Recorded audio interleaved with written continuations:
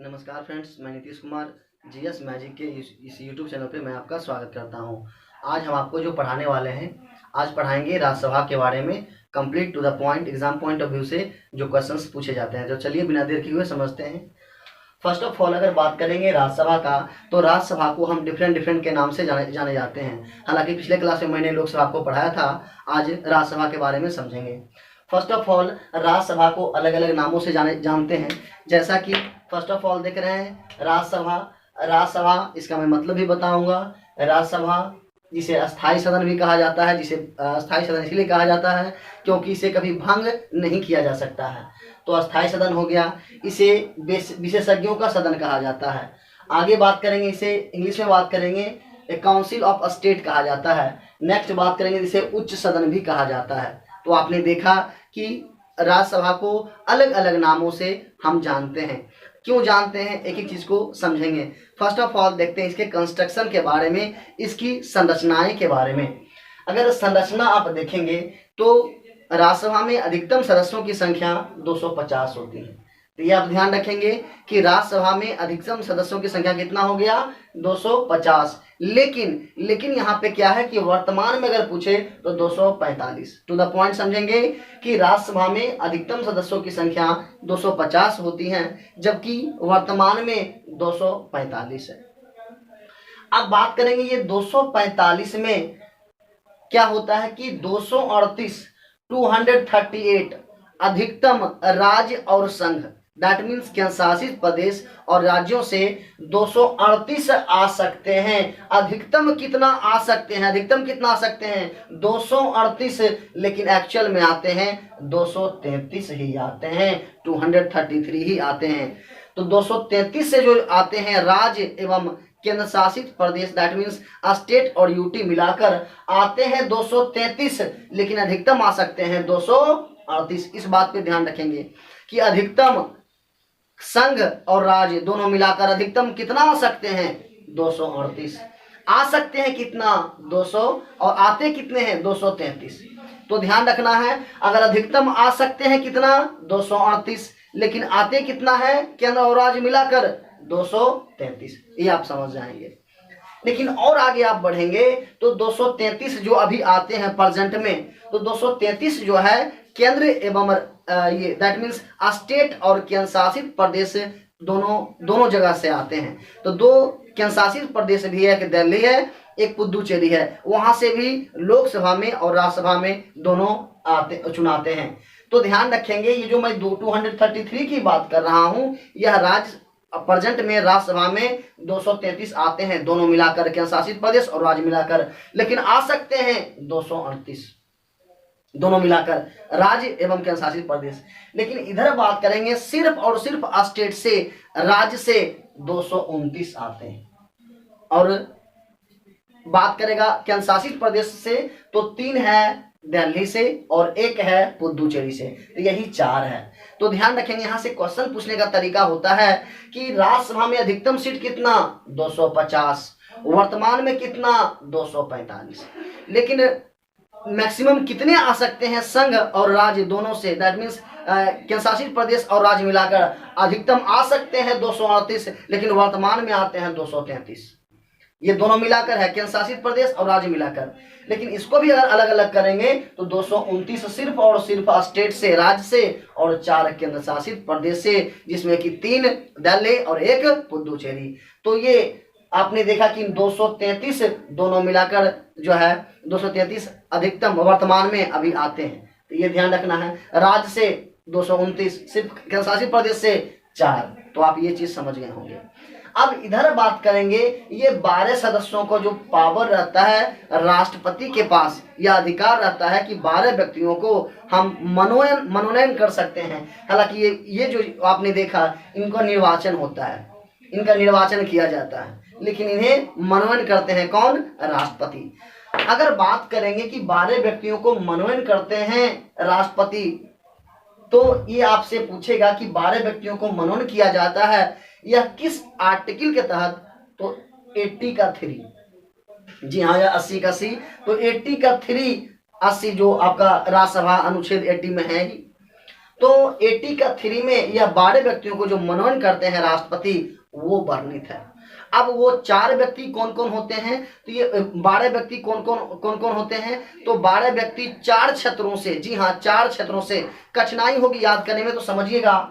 साहित्य 100 से साहित्य, 100 से समाज सेवा, साहित्य समाज सेवा, और फिर विज्ञान के क्षेत्र में और कला के क्षेत्र में।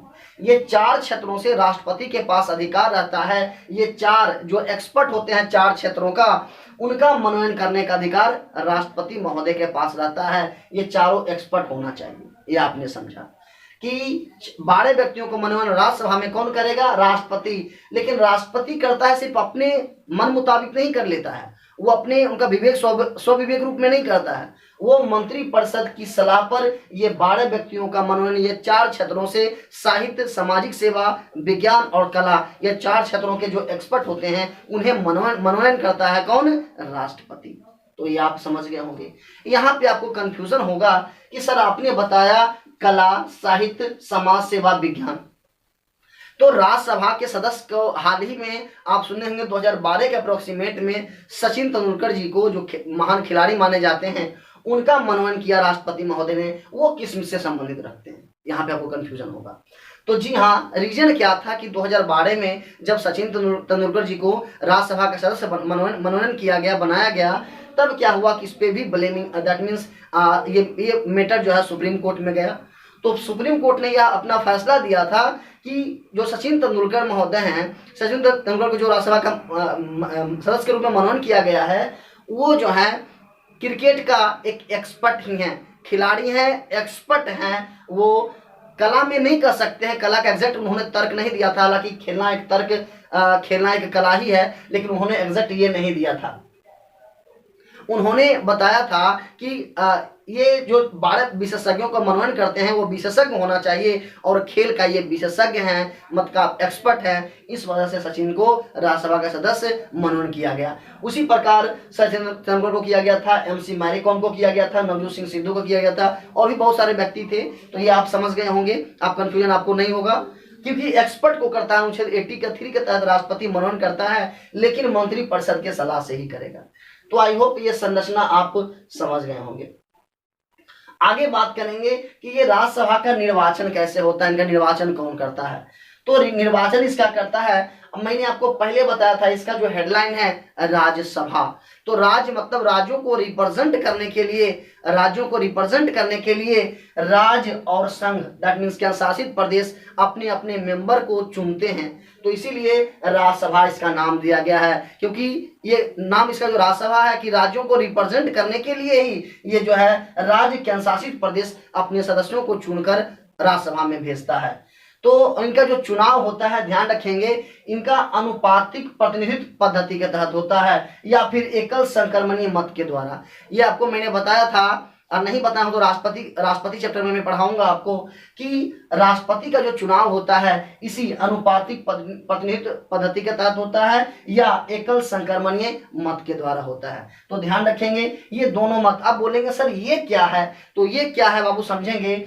वैसे अगर बात करेंगे तो इनका जो चुनाव, इनका जो पहले इसका मैं मतलब बता देता हूँ, समझ लेना। कहने का मतलब होता क्या है कि जैसे आप लोकसभा के मेंबर को आप खुद चुनते हैं, आप खुद निर्वाचन वोटिंग करते हैं, तो वो आपका प्रत्यक्ष माध्यम से आप मत करते हैं।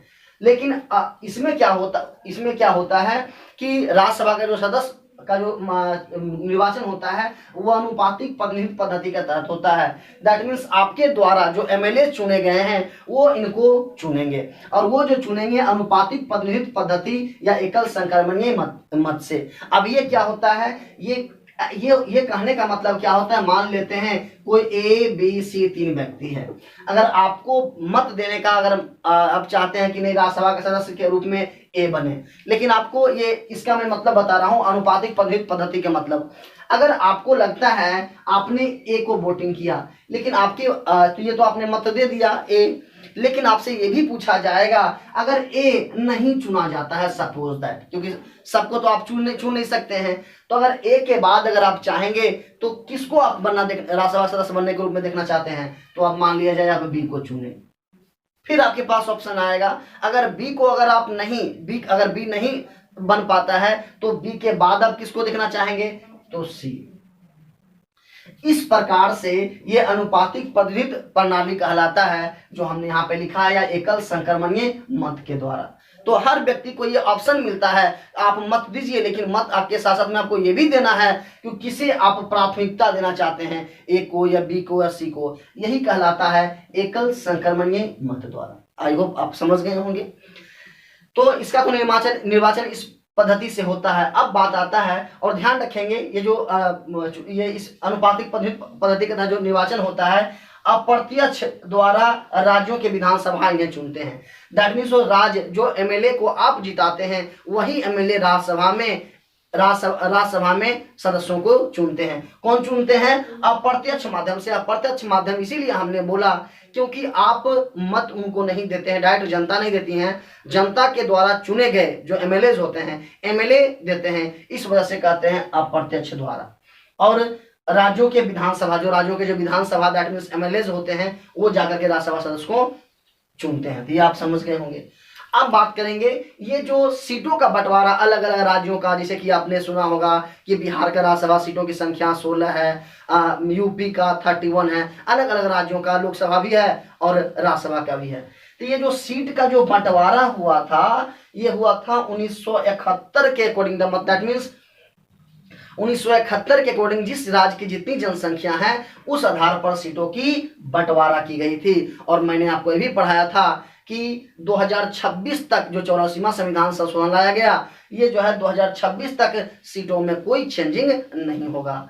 तो आप आई होप आप समझ गए होंगे। इनका जो चुनाव कौन करता है, तो अप्रत्यक्ष माध्यम से, और राज्यों के विधानसभा के जो मेंबर होते हैं वो इनको चुनते हैं। ये आप समझ गए होंगे। अब बात करें इनके लिए योग्यता क्या होना चाहिए। अगर राज्यसभा का सदस्य बनना हो तो योग्यता क्या चाहिए। फर्स्ट ऑफ ऑल वो भारत का नागरिक होना चाहिए।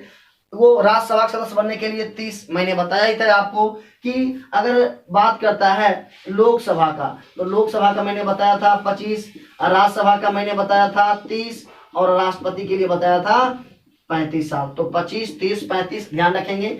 इसीलिए यहाँ पे जो एज हो गया 30 ईयर्स हो गया। आगे बात करेंगे, इसे किसी भी मतलब वो ऐसा व्यक्ति हो जो कोई भी लाभ के पद पर नहीं हो। तो ये ध्यान रखेंगे, लाभ के पद पर कहने का मतलब सरकारी जॉब में नहीं हो, इसे कोई भी मंत्री या फिर अन्य जो है लाभ का पद नहीं माना जाता है। कोई सरकारी पद पे कार्यरत नहीं हो तो वो किसी के लाभ पद पे नहीं हो, या संसद के नियम का जो हो वो पालन करने योग्य हो, तो वह जो है राज्यसभा का सदस्य बन सकता है। वो इसकी ये योग्यता हो गई। आगे अगर बात करेंगे पीरियड के बारे में, कार्यकाल के बारे में, कि राज्यसभा का कार्यकाल के बारे में, तो राज्यसभा का कार्यकाल के बारे में देखा जाए तो इनका ऐसे बोलते हैं 6 वर्ष, लेकिन यह तो मैं बात कर रहा था कि चुनाव प्रतिवर्ष क्या होता है कि चुनाव पर 2 वर्ष के बाद एक तिहाई जो है अवकाश प्राप्त करते हैं राज्यसभा के सदस्य। 2 वर्ष पर 1/3 अवकाश ग्रहण करते हैं। हमने ये बताया, समझेंगे कि 1952 में, जी हाँ 1952 में राज्यसभा का गठन हुआ, लोकसभा दोनों का। लेकिन यहाँ पे मैंने बताया कि चुनाव प्रति 2 वर्ष के बाद 1/3 सदस्य अवकाश ग्रहण करते हैं। अवकाश ग्रहण करते मतलब अवकाश मतलब अपने पद को छोड़ते हैं। कितने साल पर? 2 साल पर। लेकिन हमने यहाँ पे बताया है कि कार्यकाल का मतलब मीन्स राज्यसभा के सदस्यों का कार्यकाल 6 वर्षों का होता है। तो जब मैंने बता दिया यहाँ 6 वर्षों का, और यहाँ पे मैंने बताया कि चुनाव प्रति 2 वर्ष पर 1/3 सदस्य अवकाश ग्रहण करते हैं। लेकिन मैंने यहाँ पे समझेंगे 1952 में राज्यसभा का गठन हुआ, और जब 54 आया 2 साल पूरा, तब क्या होता है कि 1/3 बहुमत अवकाश ग्रहण करना था। 1/3 बहुमत अवकाश ग्रहण करना था। लेकिन 1/3 बहुमत अवकाश यहाँ पे अब 2 साल के बाद 1/3 अवकाश प्राप्त करेंगे। और यहाँ मैंने बताया कि सदस्यों का कार्यकाल, राज्यसभा सदस्यों का कार्यकाल 6 वर्षों का, तो 6 वर्ष तो पूरा नहीं। तो स्टार्टिंग में क्या हुआ कि जब 54 आया तो सबों की सहमति से लॉटिक सिस्टम की फैसिलिटी, लॉटिक सिस्टम का व्यवस्था किया गया कि जो है जिनका 2 साल में ही अवकाश ग्रहण करना पड़ेगा, तो लॉटिक सिस्टम की मदद से इन्हें अवकाश 2 साल में ही किया गया, 2 साल में किया गया। फिर देखिए 56 आया, तो फिर देखो 52, 2 54, 2 56, अब फिर 4 साल पूरा, तो क्या होता है फिर 1/3 बहुमत को अवकाश ग्रहण करना पड़ा लॉटरी की सहायता से, लॉटरी की सहायता से, सबकी सहमति से। अब ताकि जिसका लॉटरी में आ जाए वो अपना जो है अवकाश ग्रहण कर ले। तो ये 2 साल, अब देखो कि जो व्यक्ति बच गए थे, अब देखो 52 में 6 जोड़ेंगे तो आ जाता है 58, दैट मीन्स 1958 को, 1958 को अब 6 साल पूरा हो गया। तो अब जो भी सदस्य बचे हुए थे, जो 1952 में आए थे, जो बचे हुए थे, अब वो 1958 में अवकाश ग्रहण करेंगे। अब फिर देखोगे क्या, अब 54 आया। अब 54 वाला में क्या होगा कि 6 साल देखो ऐड करोगे तो 54 6 60, अब 60 में, अब जो दैट मीन्स 1960 में जो 54 में आए थे, 1960 में उन्हें अवकाश ग्रहण करना पड़ता करेगा। अब फिर देखो 56 में जो आए थे, 6 साल ऐड कर दो तो देखो कितना हो जाएगा 62 में, 1962 में अब चयन बन गया कि प्रत्येक 2 साल के बाद, तो वही सदस्य को कार्यकाल होता है 6 वर्ष, और प्रत्येक 2 साल के बाद अवकाश ग्रहण करते हैं और सदस्य का कार्यकाल 6 वर्ष भी पूरा हो जाता है, जो मैंने आपको यहाँ समझा भी दिया। इसीलिए प्रत्येक 2 साल के बाद जितने अवकाश ग्रहण करते हैं उतने सदस्य आ भी जाते हैं, इसीलिए राज्यसभा को अस्थायी सदन कहा जाता है। आई होप आप समझ गए होंगे। आगे अगर बात करेंगे तो क्या होता है कि राज्यसभा के सभापति उपराष्ट्रपति होते हैं। ध्यान रखेंगे, राज्यसभा जो होता है, राज्यसभा के सभापति जो होते हैं वो उपराष्ट्रपति होते हैं।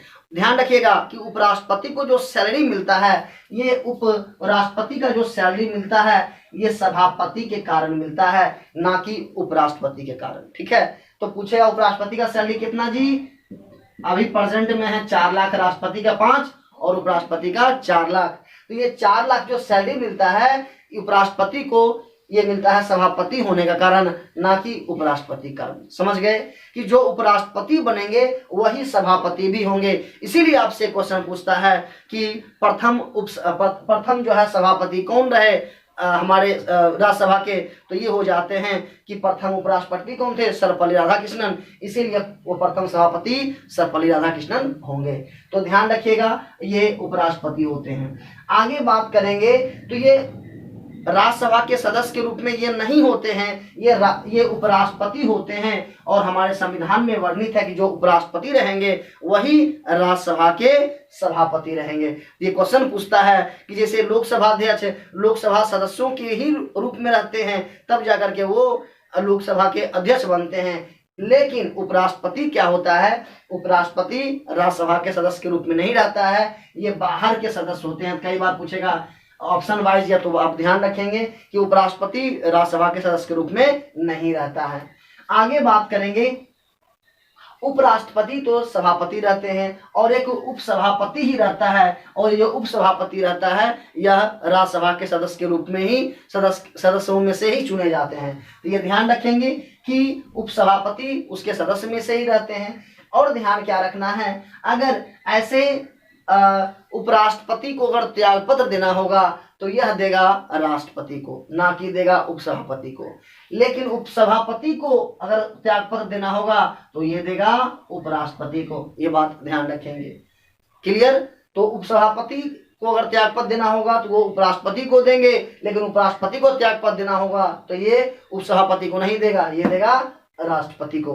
तो आई होप ये भी आप समझ गए होंगे। आगे अगर बात किया जाए तो राज्यसभा में राज्यसभा को कुछ विशेष अधिकार प्राप्त है। अब कैसा अधिकार प्राप्त है उसको देखेंगे। अनुच्छेद 312, कई बार आपसे पूछेगा अनुच्छेद 312 क्या है, तो अखिल भारतीय सेवा। जी हाँ, अखिल भारतीय सेवा। अखिल भारतीय सेवा में 3 सेक्टर आता है, 3 सेक्टर में 3 डिपार्टमेंट कर सकते हैं। आईएएस इंडियन एडमिनिस्ट्रेटिव सर्विस, दूसरा आता है इंडियन पुलिस सर्विस, और तीसरा आता है इंडियन ये फॉरेस्ट सर्विस।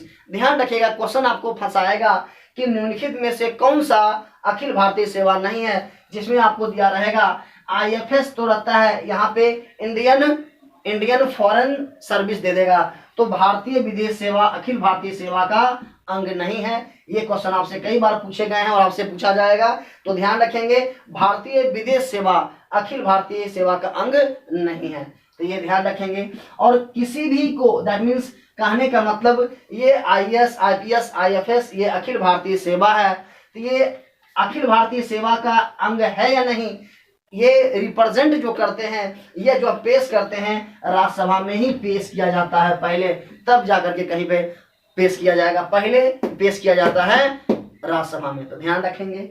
वैसे ही अगर बात करेंगे आगे कि उपराष्ट्रपति को अगर हटाना हो, जैसे राष्ट्रपति पर महाभियोग लगाते हैं अनुच्छेद 61 के तहत जो अमेरिका से लिया गया है, तो वो राज्यसभा या लोकसभा कहीं भी पहले पेश किया जा सकता है।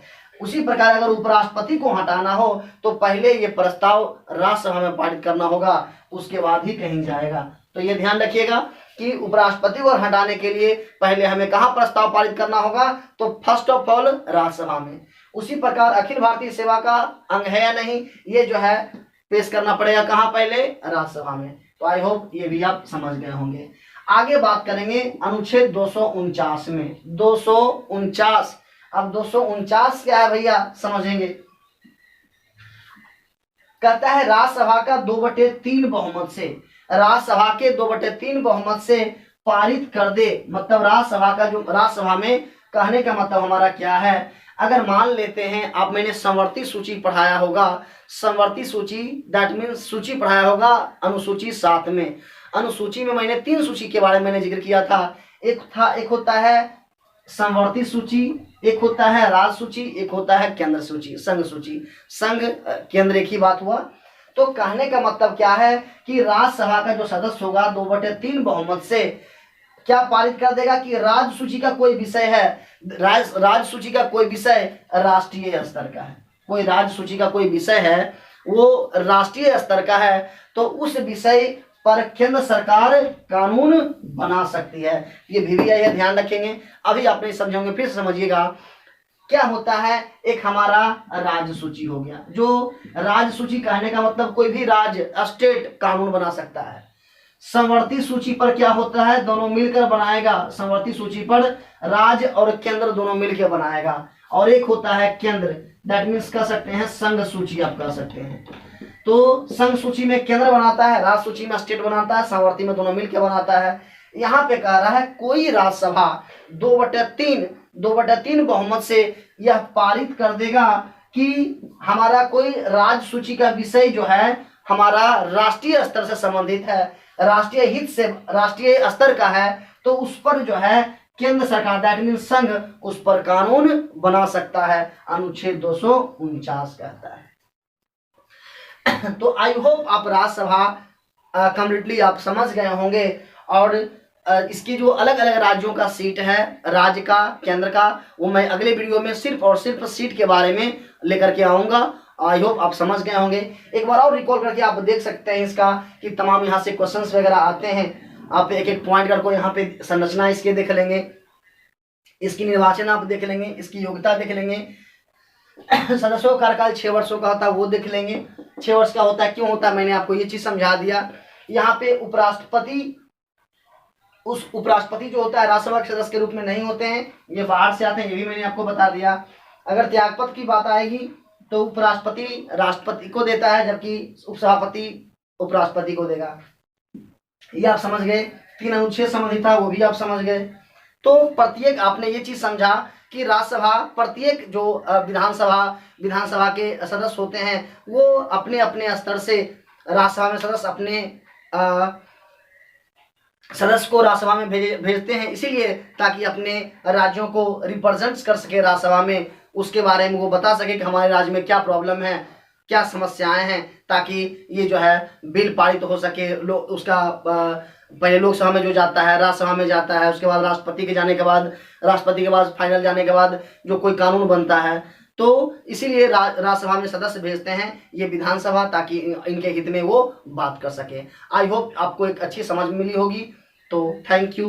अगले बार फिर हम लोग कुछ नए वीडियो लेकर के आएंगे। धन्यवाद।